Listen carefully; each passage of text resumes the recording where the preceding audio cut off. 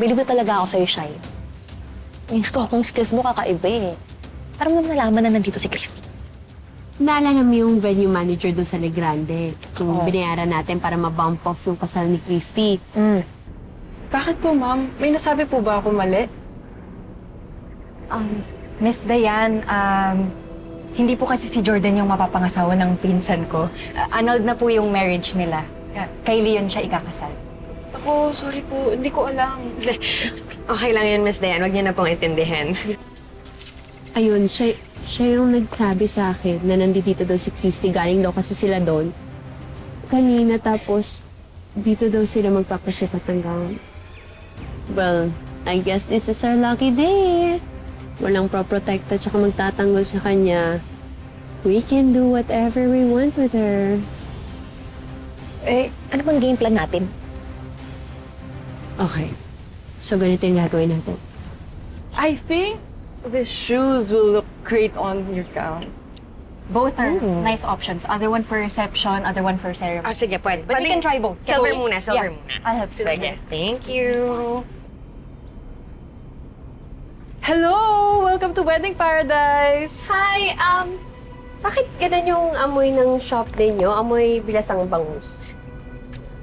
Shaira, anong ginagawa mo dito? Uy, si Bangus. Ay, sorry, Christy. Uy, fancy seeing you here, ha? In fairness talaga sa'yo, Shaira. Ang dami mong oras.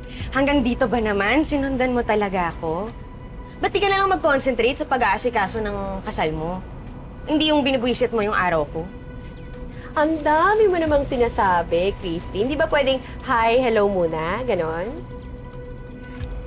Ano ba kasi talagang pinunta mo dito? Ha? Di ba may wedding gown ka na? Andun pa nga ako sa final fitting nyo. Inaway mo pa nga anak ko, di ba? Oh, sige. Dahil interesado kang malaman. Hindi kasi ako masyadong satisfied dun sa wedding gown ko, kaya naghahanap ako ng second option. Okay lang ba sa'yo yun? Sensya ka na, ha?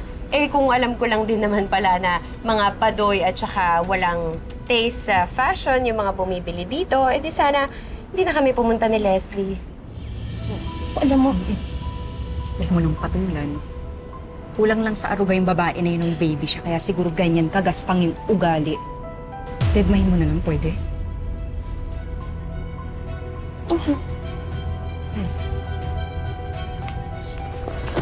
Uy, God! Ang bongga naman ng wedding dress mo, Christy, no? Pwedeng pang kasal at saka pang mop ng floor. Dual purpose. Wait lang, wait lang. Diyan ka lang. Pipicturean kita para may pang wallpaper ako. Alam mo, tatawanan ko kapag bored ako. Tumigil ka nga!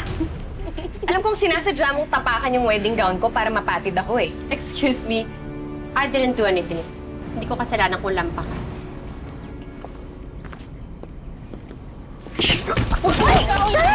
Ha? Lampa? Minahan kayo. Baliw ka na ba? Ha? Sinasadya mo, no?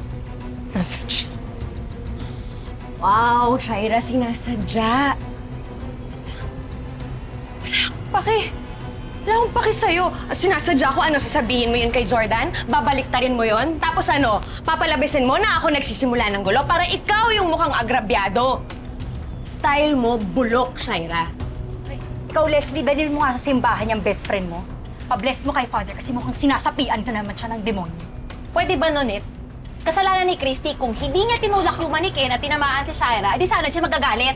Yang pinsan mo ang pagsabihan mo. Hindi ang problema talaga dito si Christy.